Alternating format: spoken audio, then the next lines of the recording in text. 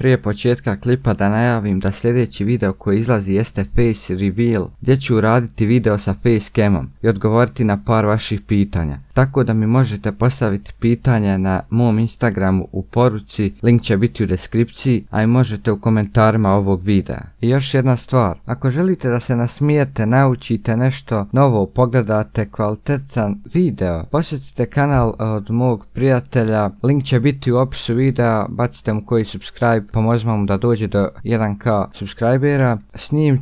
Snimim par video klipova, bit će zanimljivo.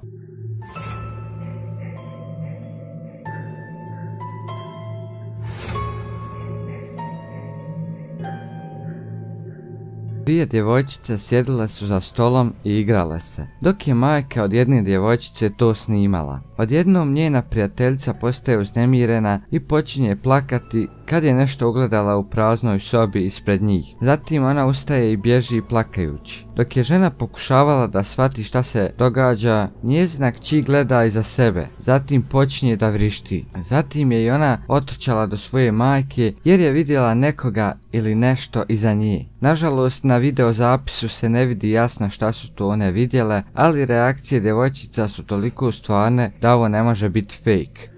Nani, are you almost done eating?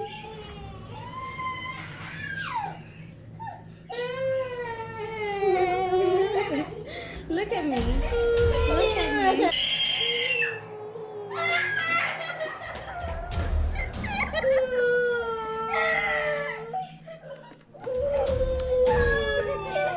Nešto ih je uplašilo. Do sada žena nije izbacivala nikakve videozapise, a gledateljima je ostavljeno da nagađaju šta su to djevojčice vidjele i šta se dalje dogodilo. Ako vidite da vaše dijete govori sa nekim ili nečim ili je uplašeno bez razloga, razmislite 2 puta prije nego što zaključite da je to samo njegova mašta. Ovaj video je snimio policajac po imenu Ted koji nije naveo svoje prezime. Reagirao je na jedan poziv u Delrayu koji je dio Detroita, ali kada je tamo stigao situacija je bila riješena. Kada je odlazio čuo je zvukove iz susjedne kuće. Nakon što je istražio, počeo je snimati. Ted je pitao da li je neko tamo kome treba pomoć i zabilježio nekoga ili nešto na prozoru na trenutak. Nije ušao u kuću, ali je pronašao isječak iz novina u dvorištu o vještici iz Delroya, ženi koja je uzela života od 12 muškaraca kako bi dobila novac od osiguranja. Policajac je istraživao malo na internetu i pronašao je još izvještaja o čudnim događanjima u Delrayu. Pitanje na koje treba odgovoriti jeste je li osoba na prozoru bila vještica iz Delraya. Nije iznenađujuće da su bolnice poznate po paranormalnim aktivnostima.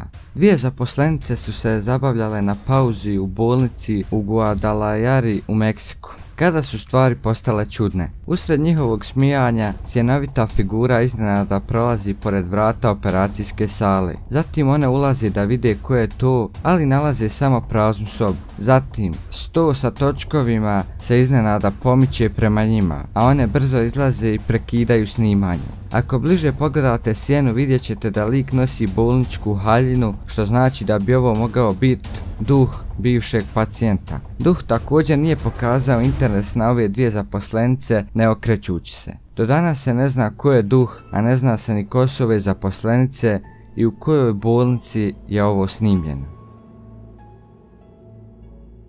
Čini se da ništa nije imuno na proganjanje duhova, pa čak ni škola. Sigurnosne kamere u Warrenu, Michigan, u srednjoj školi snimile su neku misterioznu sivu kuglu kako se kreće oko umivaonika nekoliko trenutaka. Učenica dolazi i popravlja kosu dok se ta kugla nalazi iza nje. Ona i dalje popravlja kosu ne sluteći da se nešto nalazi iza nje. Do danas niko nije otkrio šta se ovdje desilo.